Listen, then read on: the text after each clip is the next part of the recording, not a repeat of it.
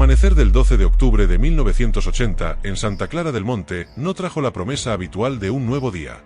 En lugar de eso, una bruma inusual se aferraba a las laderas de la Sierra Madre Occidental, envolviendo el pueblo, y más ominosamente, el antiguo convento de las Hermanas de la Caridad de San Juan Bautista que se erguía en la colina. Era un velo que parecía sofocar no solo la luz, sino también el sonido. Dentro de los muros de piedra centenaria, la hermana superiora Inés se despertó con una punzada de inquietud. No era un dolor físico, sino una premonición fría que se anidaba en su pecho. Se vistió con su hábito oscuro, el rosario tintineando suavemente contra la tela, y se dirigió a la capilla para la oración matutina. El aire era denso, inusualmente quieto. El canto de los pájaros, que normalmente llenaba el patio a esta hora, estaba ausente. Una a una, las monjas comenzaron a congregarse, sus figuras sombrías moviéndose como fantasmas en la penumbra. El coro se llenaba lentamente, el murmullo de sus oraciones iniciales creando un tapiz de devoción. Sin embargo, la hermana Inés sintió la ausencia antes de verla. Dos espacios vacíos. Dos voces que faltaban en el coro. ¿Dónde están la hermana María Guadalupe y la hermana Sofía del Sagrado Corazón?, preguntó la hermana Inés, su voz resonando con una autoridad que rara vez usaba tan temprano en la mañana. Una de las novicias más jóvenes, la hermana Clara, se encogió. No las he visto, superiora. Sus celdas estaban vacías, murmuró Clara, sus ojos amplios de preocupación. Un escalofrío recorrió la columna vertebral de la hermana Inés. No era raro que una hermana se retrasara por enfermedad o una tarea urgente, pero ambas, y sin aviso, era algo inaudito. La hermana María Guadalupe, la bibliotecaria, era la puntualidad personificada. Y la hermana Sofía, la más piadosa y devota, jamás se perdería la oración matutina. La hermana Inés envió a varias monjas a buscar. Las hermanas se movieron por los silenciosos pasillos del convento, sus pasos amortiguados por las antiguas losas de piedra. Revisaron las celdas de las hermanas desaparecidas. La celda de la hermana María Guadalupe estaba impoluta, su cama hecha con precisión militar, su hábito de repuesto doblado sobre una silla.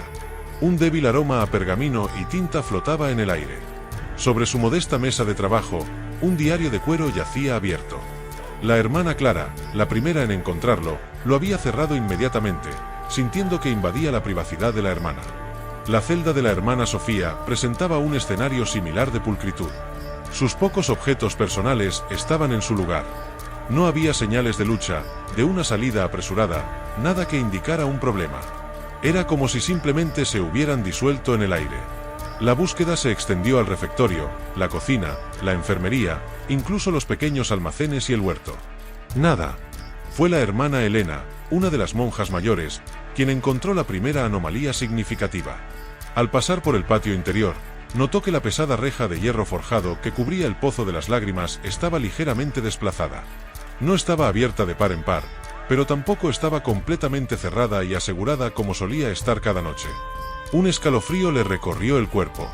El Pozo de las Lágrimas, un lugar venerado por sus supuestas propiedades curativas, pero también temido por las leyendas que lo rodeaban, rara vez era tocado por las hermanas, y menos aún de noche. Cuando la hermana Inés recibió el informe, su rostro se endureció. El miedo dio paso a una determinación férrea. No eran solo dos monjas desaparecidas, era una violación de la santidad del convento, de su seguridad y de su paz. Sabía que tenía que actuar. Los hilos del misterio, María Guadalupe y Sofía. Las hermanas María Guadalupe y Sofía del Sagrado Corazón eran, para los ojos del pueblo y de muchas de sus hermanas, la pareja perfecta, la mente y el corazón del convento. Pero detrás de su devoción compartida, cada una tejía su propio hilo de un misterio que ahora había culminado en su inexplicable ausencia.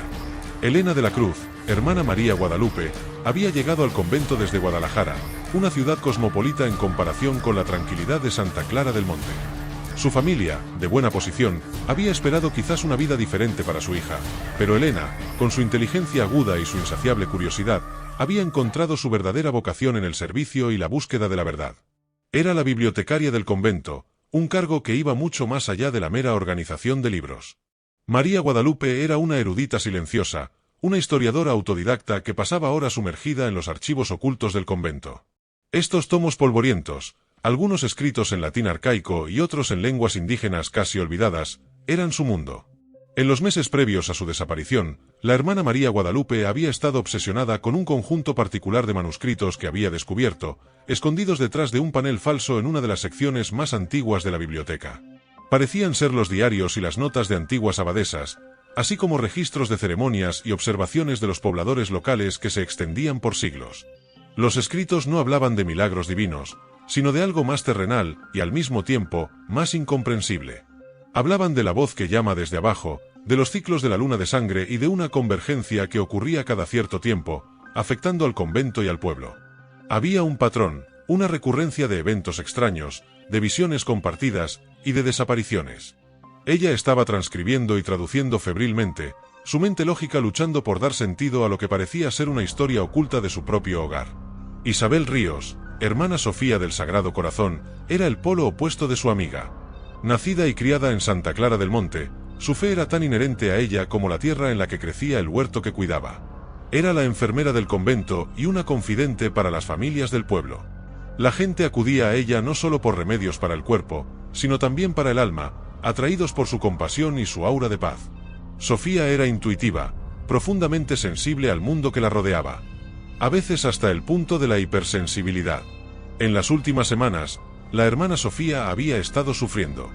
Había tenido sueños vívidos y perturbadores, llenos de imágenes de sombras danzando alrededor del pozo de las lágrimas, de susurros que parecían arrastrarse desde las profundidades de la tierra y de una extraña luz que emanaba del pozo en la oscuridad. Había sentido presencias, no malignas en el sentido tradicional, sino antiguas, que recorrían los pasillos del convento, especialmente de noche. Sofía, con su profunda fe mística, interpretaba estas experiencias como pruebas, como mensajes divinos, o quizás, como advertencias de una presencia oscura que intentaba infiltrarse en la santidad del convento. Había confiado sus miedos a la hermana María Guadalupe, buscando consuelo y comprensión. Al principio, María Guadalupe, la pragmática, había intentado encontrar explicaciones racionales a los sueños y sensaciones de Sofía, el estrés, la dieta, la imaginación. Pero a medida que sus propias investigaciones en los archivos avanzaban, las piezas comenzaron a encajar de una manera aterradora. Las visiones de Sofía no eran alucinaciones, eran ecos de lo que se había registrado siglos antes, descripciones casi idénticas de fenómenos que precedían a los ciclos de convergencia descritos en los manuscritos. La noche del 11 de octubre, la hermana Sofía había visitado a la hermana María Guadalupe en su celda después de las oraciones vespertinas. No se escucharon gritos, ni discusiones. Solo un silencio inusual que se había extendido por todo el convento. La investigación fútil, entre el dogma y la ignorancia. La hermana Inés, consciente de la delicadeza de la situación, contactó a la policía de Santa Clara del Monte. El comandante Ramiro Valdés llegó al convento con un par de agentes jóvenes, sus rostros reflejando una mezcla de respeto forzado y desinterés. La policía rural en 1980 carecía de recursos y experiencia para un caso tan inusual, y la idea de que dos monjas pudieran desaparecer sin dejar rastro era algo que no encajaba en su limitada visión del crimen. La inspección inicial fue superficial. El convento, con sus intrincados pasillos y sus secretos susurrados, abrumó a los agentes. Recorrieron las celdas, el patio, el huerto. El comandante Valdés examinó el pozo de las lágrimas, moviendo la reja con el pie, un gesto de desinterés. ¿Están seguras de que no se fueron por su propia voluntad, hermana superiora?, preguntó Valdés, su voz teñida de escepticismo. A veces la vida monástica es dura. Quizás se cansaron. La hermana Inés sintió una punzada de indignación. Comandante, estas mujeres son de profunda fe.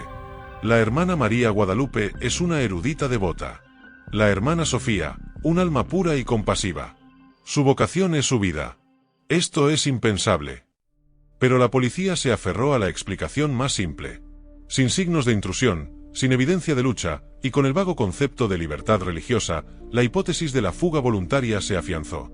El hecho de que no hubiera una nota, un mensaje, ni una despedida, fue convenientemente ignorado. El registro de la celda de la hermana María Guadalupe fue breve. El diario a medio escribir fue apenas hojeado antes de ser devuelto a la superiora Inés, quien lo guardó, sintiendo una extraña reticencia a leer las últimas palabras de su hermana. La búsqueda en los alrededores del convento fue igualmente perfunctiva.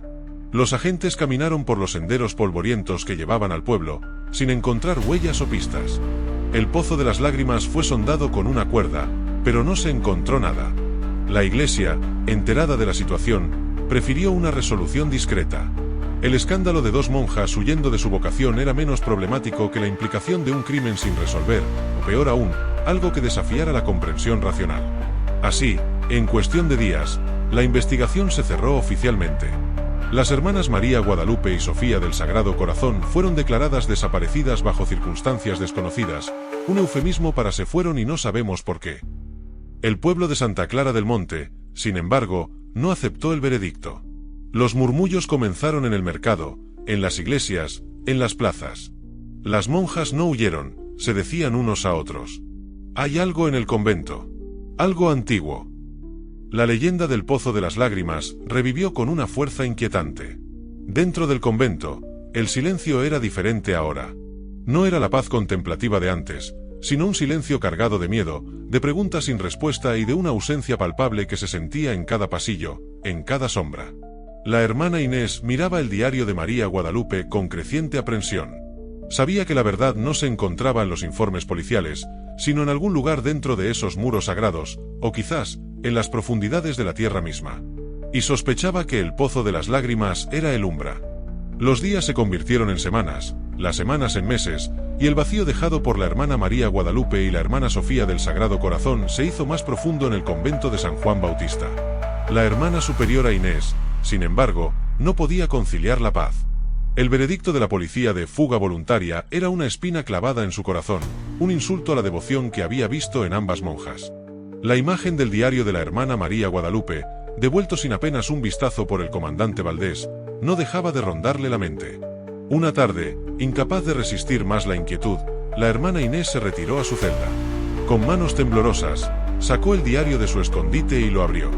El papel era amarillento, las tapas de cuero desgastadas. La letra de María Guadalupe, normalmente tan precisa, se volvía cada vez más febril en las últimas páginas. La hermana Inés comenzó a leer, sumergiéndose en un mundo que su mente, acostumbrada al dogma y la rutina, apenas podía comprender. Las primeras entradas detallaban el meticuloso trabajo de María Guadalupe en la biblioteca, su fascinación por los manuscritos antiguos y los registros del convento.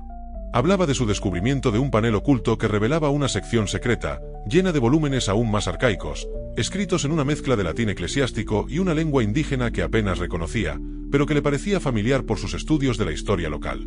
1 de octubre de 1980. La traducción avanza con dificultad. Las descripciones son perturbadoras. Hablan de un gran círculo, de la voz subterránea y de la confluencia de la sombra. Parece que estos eventos no son aislados, sino cíclicos, ocurriendo cada cierto número de generaciones, coincidiendo con alineaciones celestiales específicas. Las antiguas abadesas registraron avistamientos de luces extrañas en el Pozo de las Lágrimas y sensaciones de ser llamadas. La hermana Inés sintió un escalofrío. El Pozo de las Lágrimas. 5 de octubre de 1980. Sofía está cada vez más afectada. Sus sueños son vívidos, más bien visiones. Describe figuras sombrías danzando alrededor del pozo, y un frío que le hiela el alma. Al principio, traté de tranquilizarla con explicaciones lógicas. Pero ahora, con lo que encuentro aquí, los relatos de quienes escuchan la llamada y son atraídos hacia el umbral, son demasiado similares a lo que ella experimenta. ¿Puede ser esto real? ¿Puede el convento estar edificado sobre algo antiguo y vivo? La hermana Inés recordó las advertencias de las monjas ancianas sobre el pozo. Siempre lo había atribuido a la superstición rural, pero ahora una nueva y oscura luz se proyectaba sobre esas viejas leyendas. 9 de octubre de 1980. He encontrado la clave. Un mapa. O al menos, un croquis rudimentario en los márgenes de un manuscrito sobre los rituales de la época precolombina. Muestra un sistema de cavernas y túneles debajo del convento, convergentes en un punto directamente debajo del Pozo de las Lágrimas. Y hay símbolos, los mismos que Sofía ha dibujado de sus sueños. El umbral no es una metáfora, es un lugar físico. El corazón de la superiora Inés latía con fuerza. ¿Túneles? ¿Debajo del convento? Jamás se había mencionado tal cosa. 11 de octubre de 1980. La convergencia es inminente. Esta noche, según los cálculos de los antiguos. Sofía está en mi celda ahora. Ha tenido una visión de lo que llama la luz roja, emanando del pozo, una llamada que resuena en sus huesos. No tiene miedo, superiora, si alguna vez lee esto, sino una extraña paz. Dice que es la voluntad de Dios, aunque mi razón se tambalea. Parece que este lugar es un nexo, un punto de encuentro entre mundos. Ella siente que debe ir. Yo debo acompañarla. No puedo dejarla ir sola. La verdad, aunque aterradora, debe ser conocida. Si desaparecemos, no es por fuga. Es porque la sombra del convento nos ha reclamado, o porque hemos cruzado el umbral en busca de respuestas. Rece por nosotras, y, por favor, busque la verdad. La entrada terminaba abruptamente. Las últimas palabras, busque la verdad, eran un eco en la celda silenciosa. La hermana Inés cerró el diario, sus manos aún temblorosas, pero ahora con una nueva determinación. No era una fuga. Era una misión, un sacrificio. Sus queridas hermanas no se habían ido, habían sido atraídas por una fuerza incomprensible, hacia un lugar que desafiaba su entendimiento. Bajo la tierra, la búsqueda y la revelación. La hermana Inés sabía que no podía confiar en la policía ni en la jerarquía eclesiástica para entender esto. Necesitaba a alguien de su confianza, alguien que tuviera la fuerza y la inteligencia para ayudarla. Pensó en Padre Damián, un sacerdote jesuita retirado de Morelia, un viejo amigo de su familia y un erudito en teología y etnografía. Él tenía una mente abierta, y había pasado años estudiando las creencias prehispánicas de la región. 6 meses después de la desaparición, el Padre Damián llegó al convento bajo el pretexto de una visita pastoral de rutina. La hermana Inés, con gran cautela, le reveló la existencia del diario y le confió su contenido. El Padre Damián, con su vasta experiencia, escuchó con una seriedad que tranquilizó a la superiora. «Es una lástima que la hermana María Guadalupe no hubiera compartido esto antes», comentó el Padre Damián, examinando el croquis del diario. «Estos símbolos son consistentes con la iconografía de una antigua civilización que habitó esta región hace milenios. Creían en la existencia de caminos subterráneos hacia el inframundo, lugares donde lo material y lo espiritual se encontraban». Juntos, la hermana Inés y el Padre Damián comenzaron su propia investigación, clandestinamente. El Padre Damián pasó días en la biblioteca, corroborando las traducciones de María Guadalupe y buscando más pistas. Descubrió que el convento, al igual que muchas iglesias coloniales en México, había sido edificado sobre un antiguo centro ceremonial indígena. Lo que no sabían, o no querían saber, los frailes que lo construyeron, era que ese centro ceremonial no era solo un lugar de reunión, sino un punto de convergencia energética, un lugar donde los velos entre las dimensiones eran más delgados. El Padre Damián y la hermana Inés se concentraron en el Pozo de las Lágrimas. Por las noches, cuando las demás monjas dormían, se acercaban con linternas.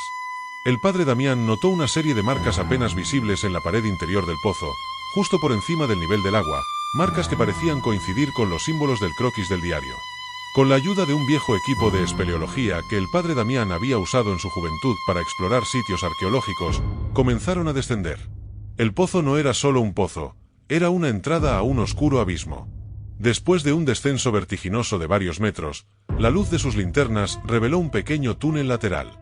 Estaba oscuro, húmedo y el aire era denso, cargado con un olor a tierra mojada y algo más, algo mineral y extraño.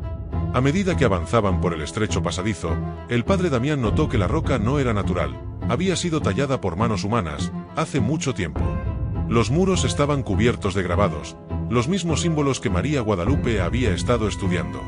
El túnel descendía más, llevando a una serie de cámaras subterráneas. La primera cámara era redonda, con un altar de piedra en el centro, manchado con siglos de depósitos minerales que parecían sangre seca. En las paredes, las antorchas habían dejado marcas de hollín, y figuras talladas observaban desde la penumbra.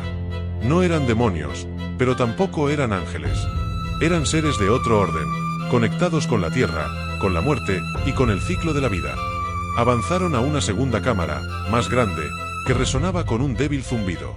En el centro de esta cámara, había una extraña formación rocosa que parecía pulsar con una luz muy tenue, de un color rojizo, casi imperceptible a simple vista, pero que irradiaba un calor sutil. Era la luz roja de la que había hablado Sofía. La hermana Inés y el Padre Damián se acercaron, el aire se hizo más pesado, y una sensación de presencia inmemorial los envolvió. Fue entonces cuando lo vieron. No los cuerpos, sino algo mucho más enigmático. En una de las paredes de la cámara, grabados en la piedra con una precisión asombrosa, estaban los nombres de la hermana María Guadalupe y la hermana Sofía del Sagrado Corazón. Junto a sus nombres, los mismos símbolos ancestrales que se encontraban en el diario de María Guadalupe. Y debajo de ellos, una inscripción final en la misma lengua arcaica que María Guadalupe había estado traduciendo. El padre Damián, con la linterna temblándole en la mano, comenzó a traducir en voz baja: aquellas que buscaron el umbral, lo cruzaron. Sus almas se unen al gran círculo. Regresarán cuando la confluencia los necesite de nuevo. No están perdidas, sino transformadas. La hermana Inés sintió que su mundo se volcaba. Sus hermanas no habían muerto en el sentido tradicional. Habían cruzado un umbral, entrado en un estado de existencia que desafiaba toda su comprensión teológica. El pozo de las lágrimas no era solo un pozo, ni las cámaras subterráneas una simple cueva. Era un punto de contacto, un lugar donde el velo entre el mundo de los vivos y el de los espíritus, o quizás, entre dimensiones, era tan delgado que podía ser atravesado. El padre Damián y la hermana Inés se miraron. La verdad era más aterradora que cualquier fuga o secuestro. Sus hermanas no estaban desaparecidas, se habían convertido en parte de algo mucho más grande y antiguo de lo que podían imaginar. La sombra del convento no era un fantasma, sino una fuerza primigenia, latente bajo sus pies, y el convento era su guardián, lo supieran o no. Regresaron a la superficie, la cabeza de la hermana Inés zumbando con las implicaciones de lo que habían encontrado. El convento, que había sido su refugio, ahora se sentía como una prisión, un lugar que guardaba un secreto que la humanidad quizás no estaba lista para comprender.